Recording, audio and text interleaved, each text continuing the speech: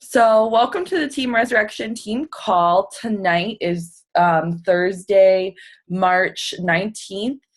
And this is our Dream Builder series. I have the honor of guest hosting for Nikki as she's still on limited screen time. And tonight we get to hear from Yheizzi about her dreams. And I'm really, really excited and super excited that you guys are all on the call and appreciative of you being here. Nikki always starts with a quote, so I dug out a Disney quote from Google Images and that I really liked, and it says, "All of our dreams can come true if we have the courage to pursue them." Um, and that's something that really holds true for a lot of us, because in this business you face a lot of doubt and a lot of negativity, and you really have to have courage to overcome those things in order to fulfill those dreams. So with that being said, let's let Yheizzi get started telling us her story a little bit and then what her dreams are for this business. So we're ready, girl. Awesome. Everybody can hear me? Yeah, okay. First of all, I'm very happy to be participating in the Thursday phone calls. I look every Thursday for this because give me the opportunity to know all of you, because it's hard to be knowing everybody. So we learn a little bit about each other. So I'm going to give a little bit of my background. My name is Yheizzi, and I'm from Panama City, Panama. I have been living in the United States almost 10 years. And when I came to this country 10 years ago, I was in a dark place. I was in my 24 years old. I was living with my parents. Our culture in Panama, it is okay to be living with your parents until you get married. So when I came to here, United States, I learned like when you are 18 years old, you immediately fly by your own. And I was so surprised, like, oh my gosh, so how you guys do it? Did you get in debt with going to college and living in your own place? So be living with my parents. Thank to God, I have the opportunity to be just saving money and at the same time to be paying for my college degree. At the same time, I was working. I was working at that time in the banking industry. I started when I graduated from high school at my 18 years old. And studying everything. And one day, after I finished my master's degree, my boss in that time, he was telling me, Yheizzi, I have something to tell you, but I don't know how to say it to you. And I say, just spell it. What's going on? He said, you just graduated from your master's degree, but I don't know how to explain this to you. I said, what happened? And he told me, you got a raise. I said, okay, but my raise was only $7. And I was like, oh my God, you just hit me in my face. $7 is my raise, where I have been giving all my life to be working from 8 o'clock in the morning until 10 p.m. And one of the things, if you want to grow up, growing in the banking industry, you need to know at least 2 languages. And in that time, I only know my own language was Spanish. So he told me, well, you have your master's degree, but you don't have the languages. I said, okay. So I grabbed all my stuff. That was like 1 o'clock, and I left. I lived with the customers, and I left. And I grabbed my car, and I went and sit down and just crying, even though money is not supposed to be your aspirations, like everything in that time. But for me, it was the money. I was like, I have been studying for 6 years, and you're just gonna give me $7 raise. So after maybe 20 days later, I asked for a vacation. and I went to Aruba by myself. And I took 5 days, and I'm just sitting on the beach, just thinking about what I'm going to do with my future. And I was going through the newspaper in that time where they say about exchange, student exchange, and was United States. And I said, I should be taking an adventure. And that day I started dreaming. I said, I should be changing my life in something. So in that time, I went back to Panama after being that vacation for the 5 days. And I enrolled to a course, English classes. In that time, when I was in high school, they will give you like a second language will be English. I will never, ever will do my homework because I said, I never am gonna need to be speaking English because I live in Panama and you don't need that. And I will be exchanging with one of my friends in high school. I say, hey, I will do your homework in Spanish, like a grammar, and you will do my English one. So that's how I went through my high school and I skipped. But guess what? I hurt myself with doing that. So I went to an English institute and I told them I need 6 months to learn as much I can with the English language. So after I did that course for 6 months and still going to the bank and doing all my job, they told me they find me a host family in the United States so I can be doing my exchange student. So after I find out that, I didn't tell anybody. So I grabbed my parents to a dinner and I say, I need to talk to you guys. Well, I just showed them my passport. I showed them my ticket to come to United States for a year. And they were flip out, like, what? What are you going to do over there? By yourself? I said, yes, I just need an adventure. I'm so sick of it, of being working like a slave. And they just slap in my face with $7 raise. And still today, I remember that. And my parents said to me, okay, just let her go. And my dad said to everybody in my family, I just only gonna give her 3 months when she's gonna come back to us because she's not used to being doing everything by herself because growing in Latino country, you can afford a nanny. So who raised me at that time growing up was my nanny because my mom always will be working from 8 o'clock in the morning until 11 p.m. And my dad will come at home like 7 p.m. But I grew up with my nanny. She would go to my events at school and all that. So my dad said, she's gonna come back because she doesn't know how to do laundry. She doesn't know how to cook. She needs stuff. When I hear that, was another slap in my face. I'm like, what? Even though I'm, like dragging in there, I'm not gonna demonstrate them I'm bad in here. So I told my cousin, I said, I just hear it say my dad, like, I'm gonna come back in 3 months. Well, I came back, I came to United States, was one of the best journey in my life in that year.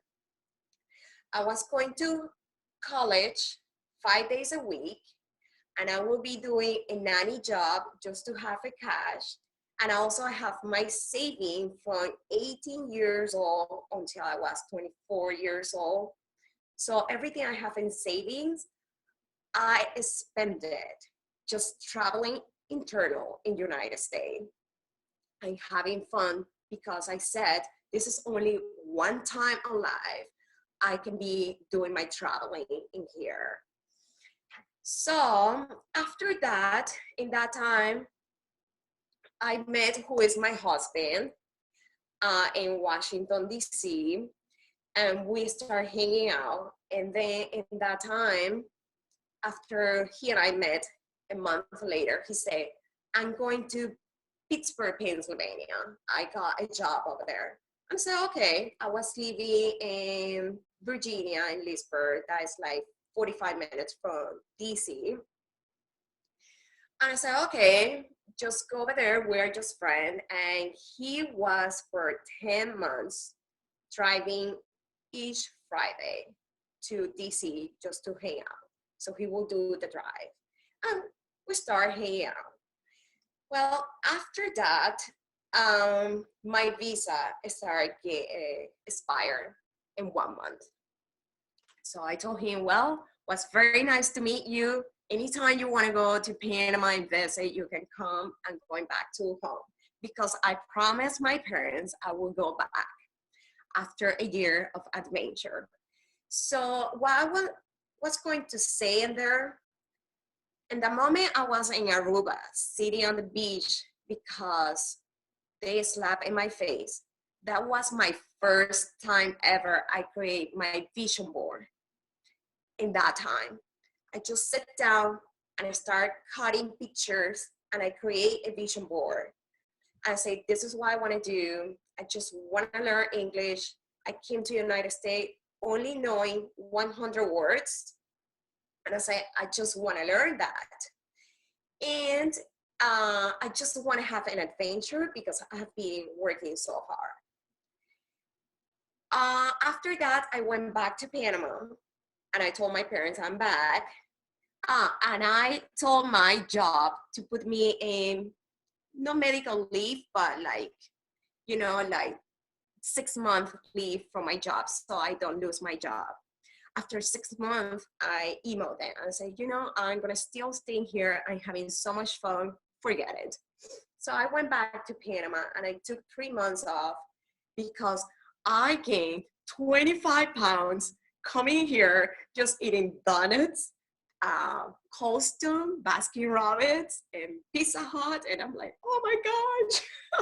So I gained 20 pounds and I said, okay, I have to lose that. So I hired a trainer that time. So James, in that time, he was visiting to me in Panama back and forth until he asked me that question, hey, you want to marry me? I said, sure, yes, why not? So guess what? My parents got upset again. What? You just know that guy. How many months? And I said, well, actually, I only see him during the weekends. So my dad made that calculation and he said, you only know this guy for 40 days. If you spend that for 9 months and only knowing each other for weekends. I said, well, I never felt with this guy, this butterfly in my stomach. So I'm going forward. So James in that time, he asked me if you want to marry me. And I say, sure. But with that condition, you are going to be living in Panama City. And he said, great. Well, after that, he said to me, guess what? I just signed a contract with them a year ago. And I didn't realize the contract. I'm supposed to be in Pittsburgh for 3 years. And I'm like, okay. So I came back to United States. We got married. And after that, he gave me 5 cities to pick where I want to live. Was DC, Columbus, Ohio, Maui, San Francisco, and Pittsburgh. So I told him, just give me 90 days and I will let you know where I want to live. He said, okay. So I was just Googling. My best friend was the internet. And I didn't have any friends. It's still my lack of the language. I didn't have a car, no driver's license, neither of job. So I was by myself, lonely in my apartment. So my good friends in that time was the wife of the baseball players and the Steeler players because they were living in the same building I was living. So we hang out a little bit in that time after we decide to buy a house. Well, after that, being in Pittsburgh, the 90 days, I sat him and I said, well, are you ready? I have your answer for us which city we're going to be living. And he said, okay. And I say, are you ready? And he said, yes. Well, it's Pittsburgh, Pennsylvania. And he said, what? Are you serious? But why? So I gave him all the pros and cons. And I said, that day I was so depressed. You took me to Grandview Avenue with that view. I said, blow my mind. And I just met a couple of people, and so far they have been very nice. And all the research I did is the most livable city, and I believe it's gonna grow that city. In my heart, I believe it. So why we don't give it a shot? He said, fine. Well, being here after 9 years, we were living in the apartment, and we decided after 2 years, okay, it's time for us to buy a house. So we started looking, and we bought a house in the city, and we demolished the house completely inside. So we renovated. He and I, we didn't have any kind of experience. And then when we demolished everything inside, we're like, oh my gosh, how we're going to clean this place. So after that, we were so close to sell the house like it is, because we didn't know what to do.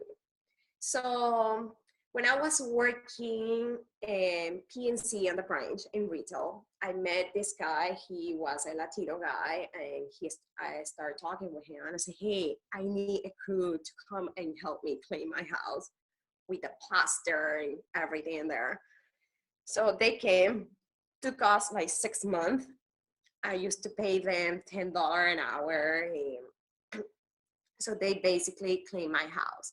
And the reason before going to buy the house, that 2 years he and I, we were married, I just find out I couldn't be pregnant because I have complication with the endometriosis, and they told me it's going to be hard for me to get pregnant. So we went to a doctor, and we started learning everything about the in vitros and all that. And then they told me it's going to be hard. So I told my parents, and my parents say, well, if you need to do the in vitros, we're going to help you saving that money. And you will be doing, like, they're going to go half and half. And I say, okay, great. So a lot of my friends, they were telling me, Yheizzi, probably it's because you have so much stress, why you don't relax and all that. So that's the reason came to the house, and also getting a dog. After we finished almost completing our house, we moved in. 90 days later, and I didn't know that, I was pregnant. I was pregnant, and that pregnancy, not knowing, he didn't know and I didn't know, hurt our marriage. Because all of you have been going through pregnancy, the first 3 months, you're the cranky ones, and the cravings. I remember at that time, I only want to be eating pizza for breakfast, pizza for lunch, and pizza for dinner. Was pepperoni pizza, and also a Coke. And he and I going through the remodelation of the house. Also, we have a lot of stress. And, we were taking trips, like going to New York, and I will be telling him, hey, can you stop? I need to pee. He's like, okay. After 10 minutes later, hey, can you stop? I need to go to the bathroom. He's like, are you serious? And I said, yeah. Then 20 minutes later, again, I have to pee. And he said, you have to be kidding me. And we start arguing in there. So not knowing I was pregnant, one day he told me, you need to take the pregnancy test. And a lot of my friends too, they were telling me that. And I said, no, I cannot have a baby. So in that time, I was taking a Draxigot. I don't know if you guys know about that pills. A Draxigot is where you take the pills just to strain your appetite. So I was taking that at the same time vomiting. My clothes start getting tight. I was like, I don't know what's going on. I'm getting fat. So I start taking all that. So eventually I will throw up, and then I find out I was pregnant. Going through my pregnancy was not an easy pregnancy. I was all the time crying, and I never experienced the depression, what they call the blue depression after your pregnancy, but mine gave me before. And I didn't know why, but I would go to the gynecology, and I would be crying. I would go to work, I would be crying. I said, I can't stop crying. I don't know what's going on. So I have to go to a psychiatrist that time, just every 15 days, and talk about if I want to hurt my baby, if I feel like the baby is not supposed to be in here. And I say, I'm going through a lot of things. So they put me in a pill. So it was my first time being in antidepressant pills. And I say, wow. Well, after that came my baby. So still I was on the pills. And my mom came and said, you need to leave the pills. So she dumped it. And that's all it. I said, no, my pills, I need it. And she said, no, you need to start working with yourself. Then having Ana Sofia, I started getting better. But I got in my comfort zone. And I thought life would stop when you're a mom. You're a mom, now you're a wife, and nothing will inspire me in that time. I just will be going through the flu of that time. Like, okay, I have to go to work. I have to be taking care of my baby. So I dropped her when she was 93 months in a daycare. I feel awful. And then after a while, I said, okay, it's great. So I need my time to be with my coworkers and also just give my sanity in that time. After a while, came 1, 2, 3 years, my life continued the same. Just working in the house, my daughter, but nothing was like a sparkle, like an adventure or no dreams about it, just living life. Well,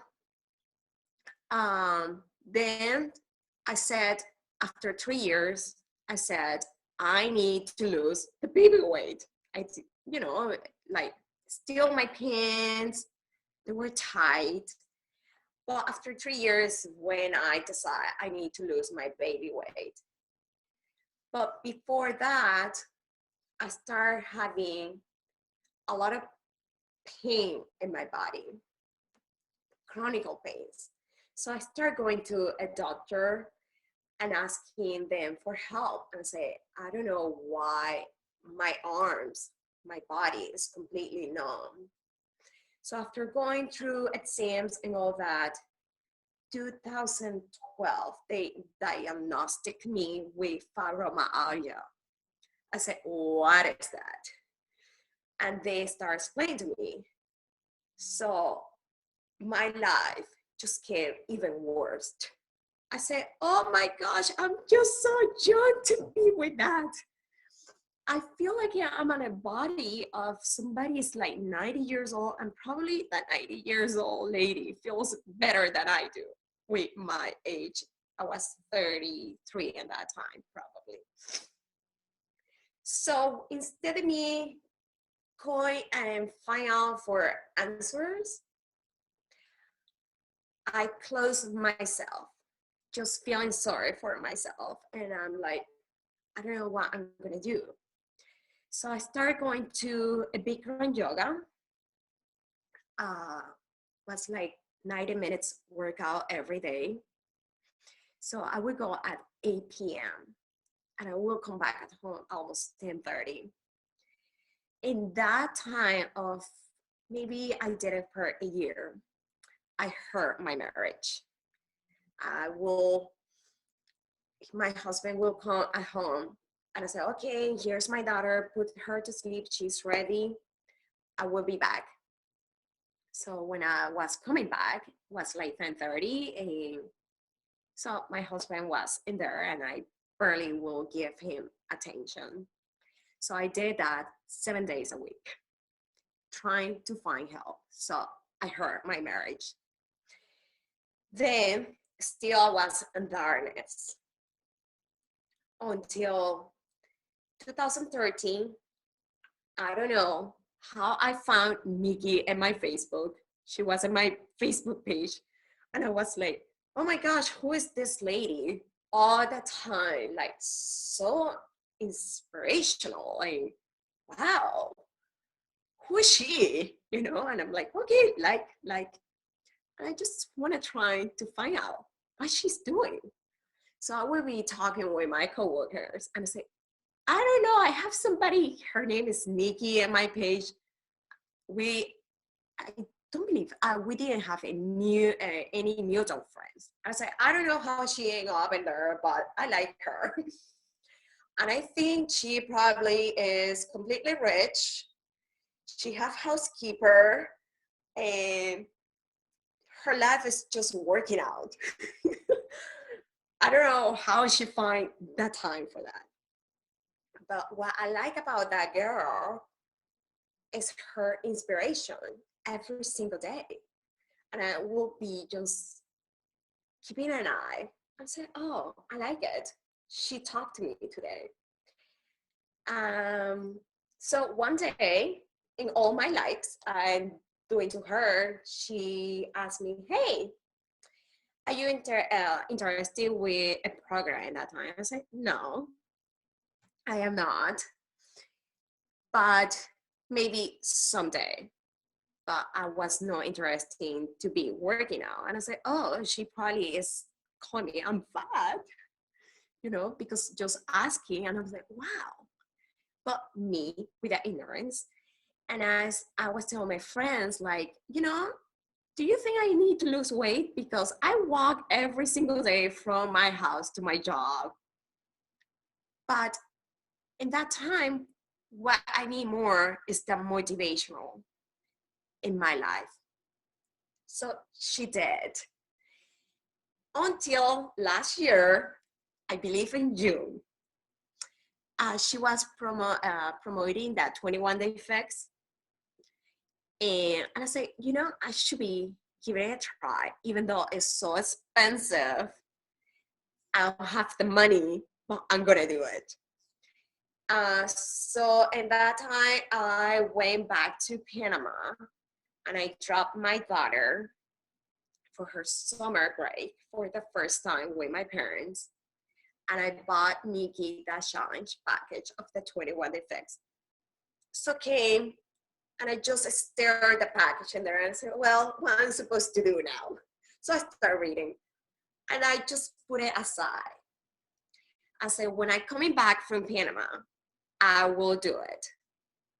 So I spent like a week and a half and I left my daughter over there for 6 weeks. So I said, I don't think I'm gonna find any excuse for not doing my workout. So I pretend my daughter was at home and I will be waking up at 5 o'clock in the morning. In that time, my husband will be telling me, oh, here we go. Another stuff you're gonna be doing. And he started laughing.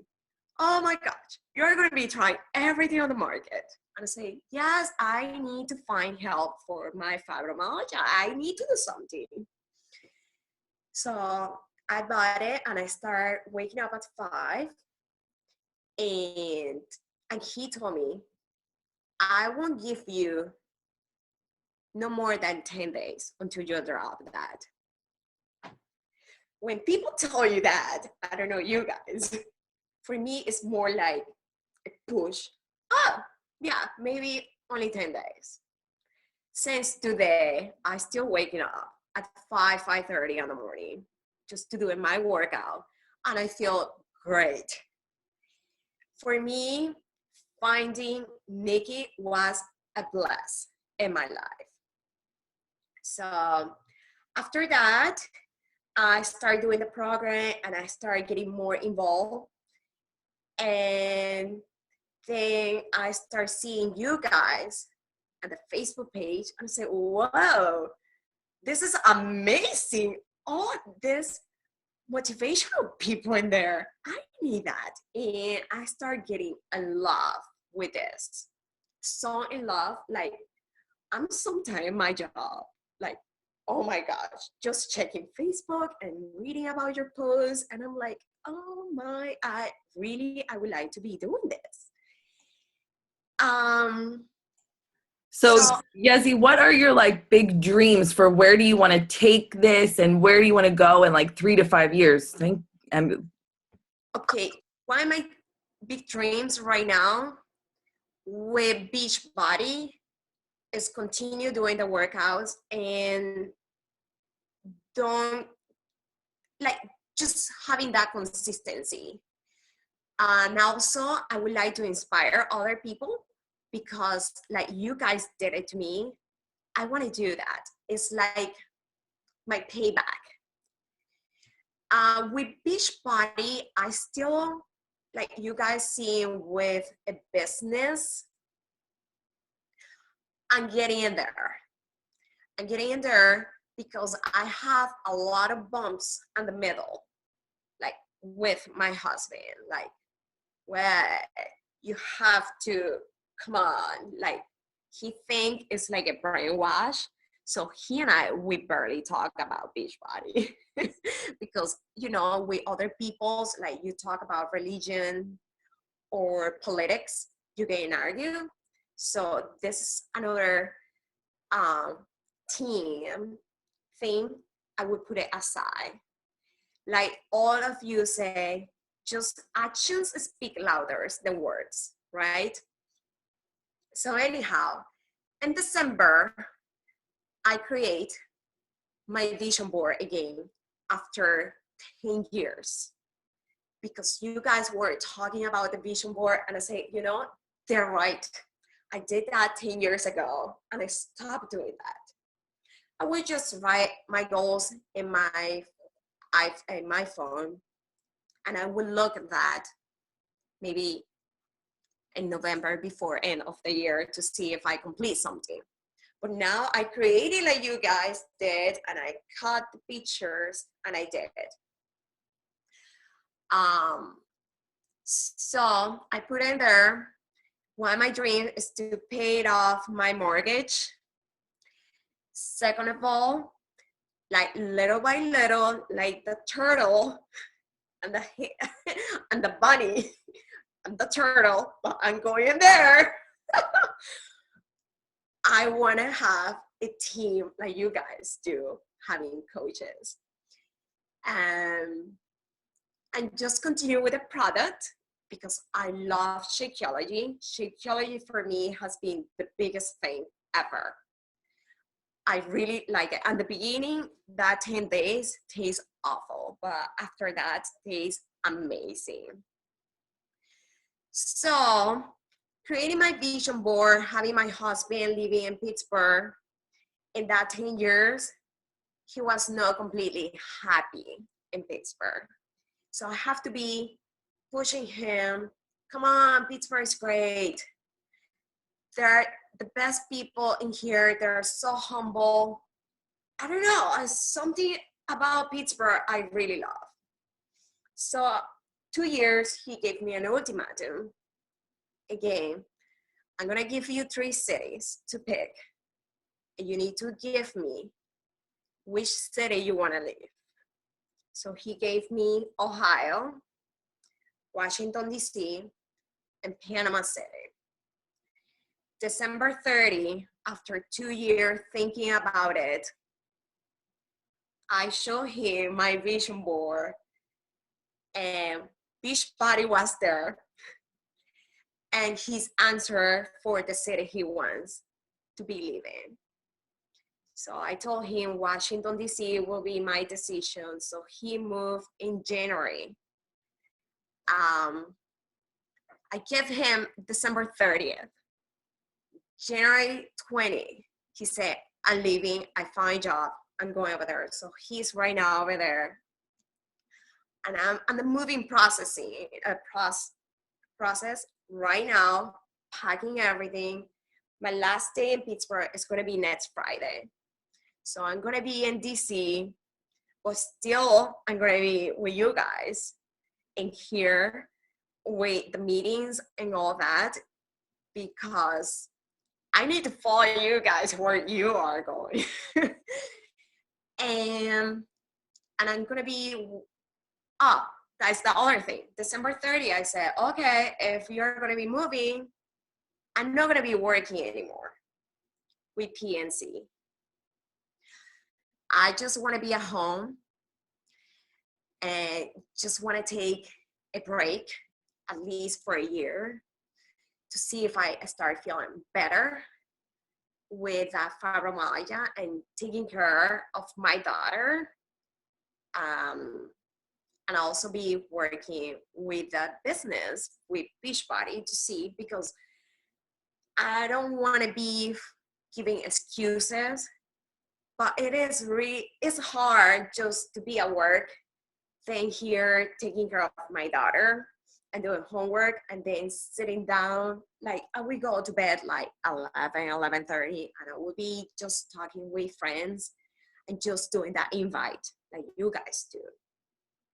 But takes time. And the majority of my friends, they are in Panama. And the people who wants to be doing the business, they're in Panama City and they cannot do it because they don't have Social Security. My friends in here in the United States, they are like, oh no way. I was like, doesn't make any sense. So that was my plans.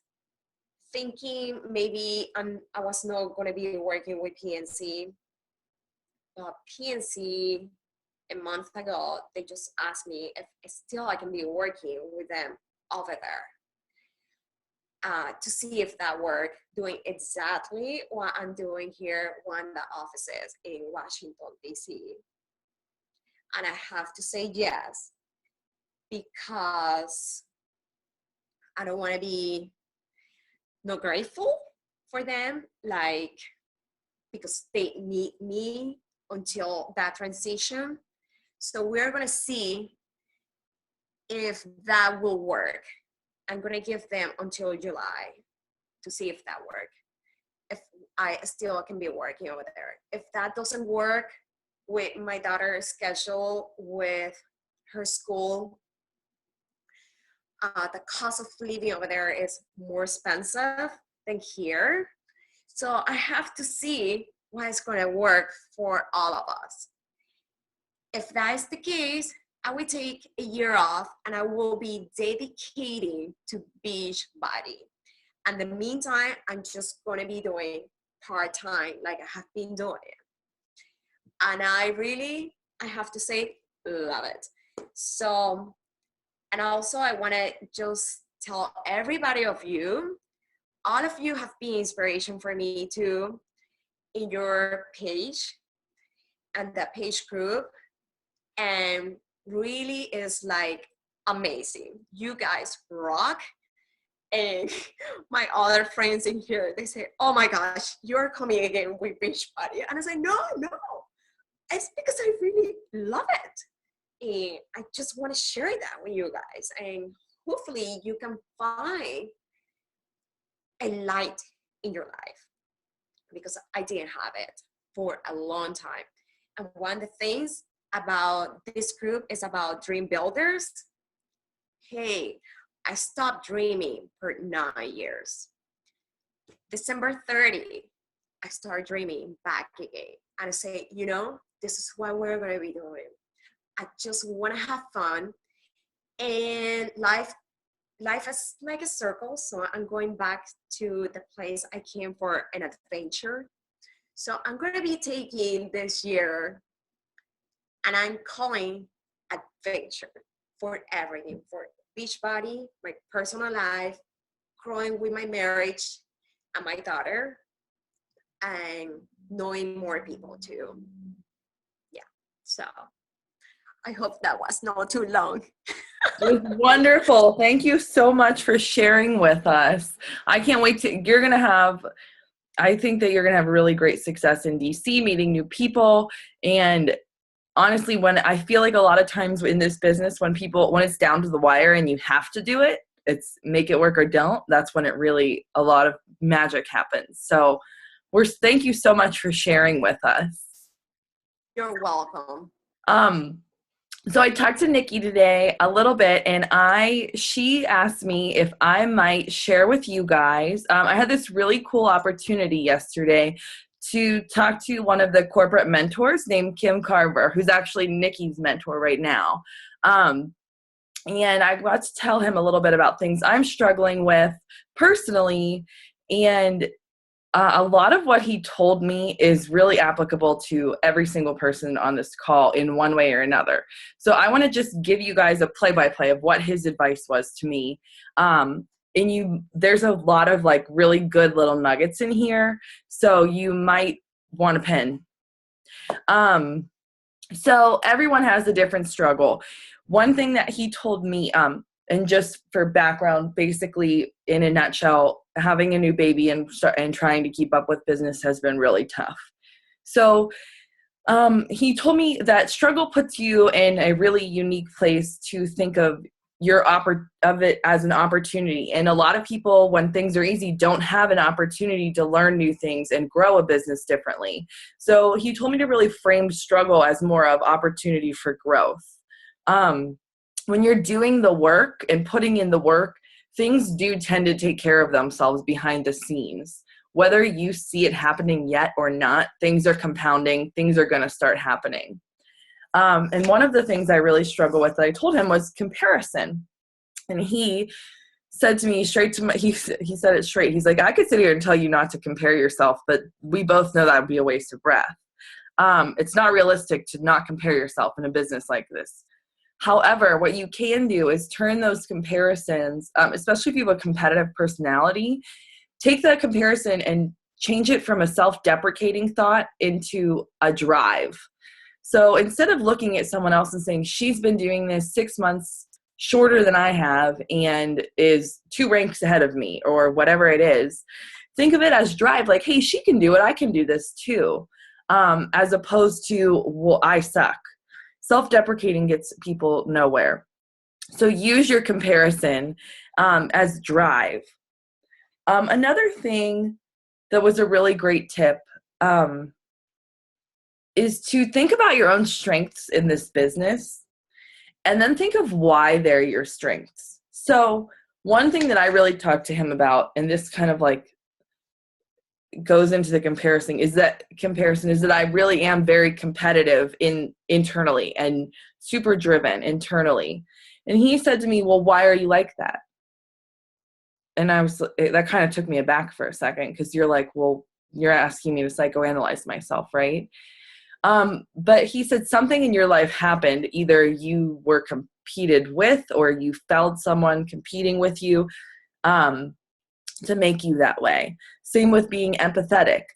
Either someone treated you with empathy in your life, or you wish someone had treated you with empathy in your life. There are reasons behind the way we are. And if you know those reasons, you can really play your strengths differently. So when you write your strengths down, ask yourself, what makes me good at this? What makes me this way? What gives me this quality? So, and I don't mean to sound like I'm bouncing all around here, but I want to get everything in because this was really good. Another thing he told me was that he said, your story is yours. So I have a 5-month-old. A lot of you guys have toddlers, teenagers, no kids. Whatever your story is, it is yours. And it's unique to you. And it's a lot of the reason that you are where you are in your business, whether it's where you want to be yet or not. You can't lose perspective about life. So you're not going to go to the grave and you're not going to go meet Jesus with your Beachbody business in your purse, but you are going to go with your relationships in your heart and the time that you spent with your family. So really use your perspective, use your mind, like step back sometimes when you get too crazy and think about what is really important to you. Beachbody is a vehicle to achieve your dreams. But I promise you, you could hit 15-star 3 times. And if you don't have the meat behind it in your life, it means nothing. It's just a vehicle to make dreams happen. So embrace your drive and competition, but in your comparison and all that stuff, channel all of those emotions and readjust your scoreboard of how you're going to judge yourself at the end of every day. So this is where it gets really good. Oh, and I wrote here, apologize to JC because I said your name wrong. It's right here. Sorry. So, okay, your scoreboard. You're going to embrace your competition. You're going to own who you are, own your comparison, and you're going to focus on what you can control. This is your new scoreboard, how you can track your business and your growth. You want to start with productive habits that you're going to create through discipline. And there's 3 big things that he gave me. But before I start with them, this was really cool. He told me to think of your why and get a physical reminder of it. Tie a string around your wrist, put it as your phone background, keep it on you. Do something weird to know your why so that when things get tough in this business, in life, and things start to float around you, you have that reminder visually to say, why am I doing this? Like, do I really care that I'm having a panic attack that the back office is down for 47 hours straight? No. Like, think of, like whatever it is, do I care that she ranked and I didn't know? Why am I doing this? So if I have a bracelet that I wear that says, it's a Dave Matthews Band lyric, a freak, and a Dave Matthews Band freak. And it says, when you give, you begin to live. And we are not in a place where we can give as much as we want to. And that's a huge part of my why, whether it's to my family, to others, everything like that. So that is going to be my why reminder that I'm going to start wearing every day. So think of something it could be a string, a red, people could think what is that? Kabbalah, whatever. But have a physical reminder of your why to touch back to. Okay, so the 3 big things, your new scoreboard, first things first, you are going to set goals and get committed to what they look like. But the twist is they're going to be short-term goals. No longer than 6 to 8 weeks tops out. And they're going to be really controllable things. So while it is imperative to have this huge vision and this big dream of where you want things to go, whenever you're focused on elite and you're an emerald coach, or whenever you're focused on $2,000 a week and you're making 200, things start to spiral in your mind, right? Like you kind of are just kind of think, how am I ever going to get there? So you're going to set these goals up to give yourself small wins along the way to help this process of compounding or slight edge or whatever you guys think of it as. Some little things, easy, controllable goals, like start 5 conversations a day, 5 days a week. Hit Success Club. Small post 3 times a day. Blog post. Whatever your network is. Things that you are within your reach, and they're within your reach in the next 2 months tops. So when I set mine, when I got off this call, I did mine for the end of March and the end of April, because we're kind of 2 weeks left in March and about 6 weeks out from the end of April. So that's all that you need to focus on for right now in the short term. The next thing he told me, and this is applicable to both, most people on this team, I think, because most of us have jobs and families right? So you're going to start to control the controllable. Identify your controllable actions for your business to help you reach those goals. These should be 3 to 5 things daily that are non-negotiable, or 5 days a week, or whatever you work your business. These are things that should be prioritized and simplified for you. And when you work your business, there should be the first things you do. And there's a second piece to this, number 2. So in controlling the controllable and doing these actions, and they might be have the 5 conversations so that I can hit my goal of 25 a week. They might be post 3 times. I'll tell you that mine, I wrote mine out. So my 5 daily controllable actions are 5 conversations a day, adding 3 new friends, posting on Facebook, 3 on my like page, 5 on my personal development, and tracking my conversations. 5 really simple things, not huge numbers. I'm not talking about inviting 15 people a day or whatever it is. But those are my daily controllable actions. Where you need to go in your business, whatever you're doing, whatever you're focusing on, those need to be your controllable actions. And that can even be overwhelming, even that simple, right? Because you're like, okay, well, I work and then I come home and I feed my husband, I make dinner, I get the kids in bed, I do this, I do that. It's 9 o'clock. I'm exhausted and this is my 1 hour to work my business or whatever it is. So business hours for some people, especially if you have kids, are hard. If you have time to set business hours, that's great. Do it. If you can work the same ones every day and you have a controllable schedule, do that. But if you don't, set up your time of Beachbody in blocks. So you might have 2 to 3 blocks a day of maybe 30 minutes at a time. Or if you work, if you work, for example, I'm looking at Jen, she's right in the middle. She could have a 15 or 30 minute block in the morning, a 15-minute block at lunch, and a 45-minute block at night.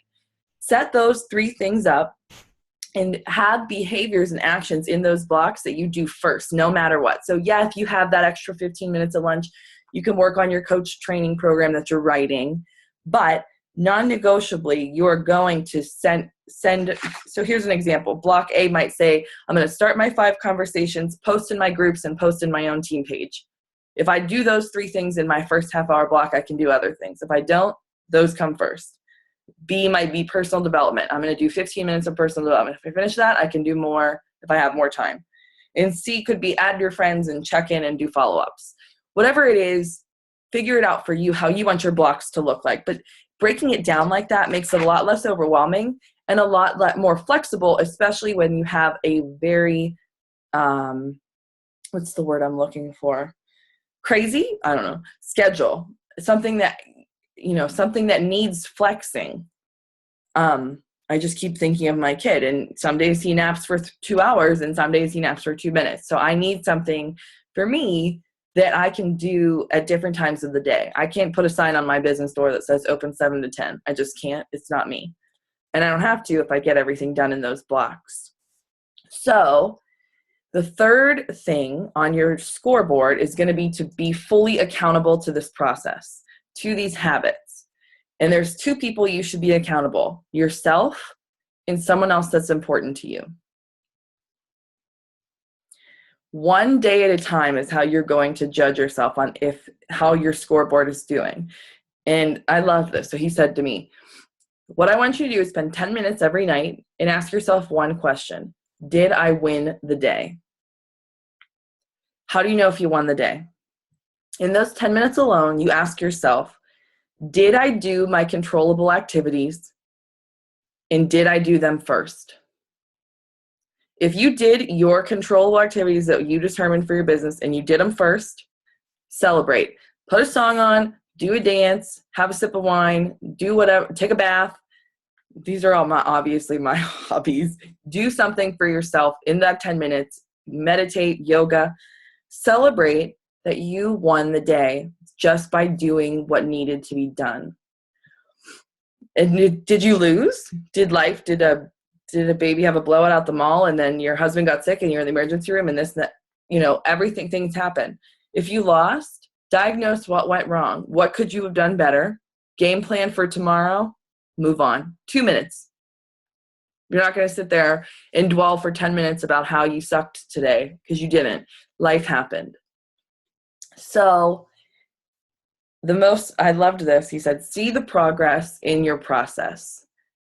Is it perfect every day? No. Is it going to happen by the book? No. Is it going to happen faster than the lady next to you? It may not. If there's two people next to you, you'll probably do faster than one and slower than the other.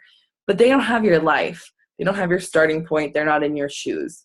So I hope that in me telling you all of these things, that you realize that it is important to have that huge, big dream. But if you're someone that focuses so much on the big that you lose sight of the small, that it's time to take a step back and start controlling what you can control. So the 3 things, just to recap: set short-term goals that you can stay committed to, control the controllable, and be fully accountable. I know that we have about 3 minutes. It's about 3 minutes till 10. Does anybody have any questions about what he said to me, or can I clarify anything? I'm just reading in the comments. Yes, I said feed my husband. But some nights he cooks and he feeds me.